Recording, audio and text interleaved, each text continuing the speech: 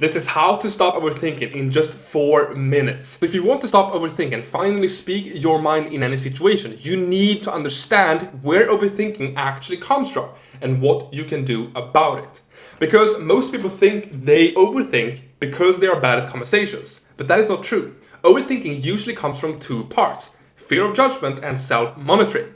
First one, fear of judgment. So before you say something, your mind jumps in and starts warning you about what can happen. So don't say that, that will sound weird, they will think you're awkward, they will think you cringe. So that voice feels real, but it is not reality. It's just a story about how you think other people see you. And once you believe that story, everything gets filtered before it leaves your mouth. So you rehearse, you second guess, you decide to hold back. So that is where overthinking actually starts. Now I had to learn this the hard way. When I first started posting online, my biggest fear wasn't strangers. It was people close to me.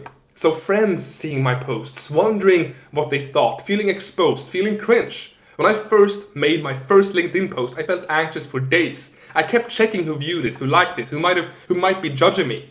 But something changed for every post that I made. The fear did not disappear because people stopped judging me. It disappeared because I got used to the feeling of being judged. So I was desensitizing myself. So fear feels intense because your nervous system treats judgment like a threat you've never survived before. So the only way to weaken that fear is to prove repeatedly that you can actually handle it. And that applies everywhere, not just online. If judgment scares you, you have to expose yourself to it on purpose. So in small ways, low-stakes situations. Say the thought you normally hold back. Speak once instead of staying silent. Wear something slightly different and see how people react. Let yourself be seen. Some people might be judging you. Most will not care. And every time nothing bad happens, your brain updates the story that this is not dangerous. That is how overthinking starts to lose its grip on you. But there is also a second layer, which is something that most people miss. A lot of overthinking does not actually come from other people at all. It comes from how you see yourself. So if you carry a story like I am awkward or I am bad at conversations, your brain treats every interaction like a test you're about to fail. So you start monitoring yourself while the conversation is happening. So how you sound, how you look, what you just said, what you should have said instead. So you're not present anymore. You're just watching yourself from the outside. So that self-monitoring is what keeps overthinking alive. And here's the important part. Your brain does not change your self-image through just thinking about it. It changes through behavior. So every time you speak, even when it feels uncomfortable, you create new evidence of who you are. Every time you hold eye contact a bit longer, more evidence. Every time you say what you actually think instead of playing it safe, more evidence. That is how identity changes.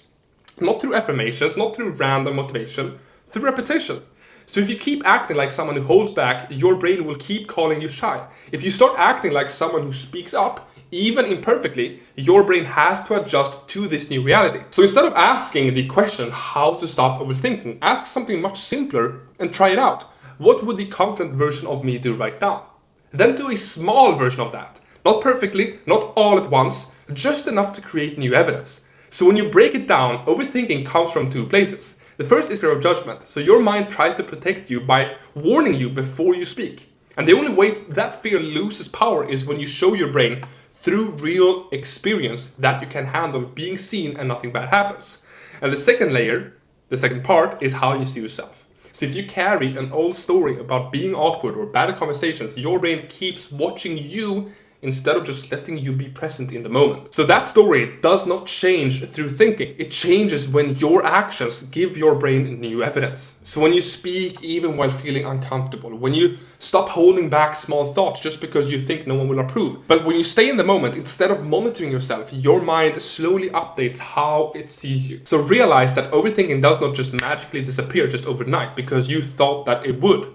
No, it happens through repetition, through evidence that you build up consistently, through things that you actually do, through actions. If this helped, hit subscribe. I post videos like this helping you improve communication, confidence, and how to stop overthinking every single week. See you in the next video. Bye bye.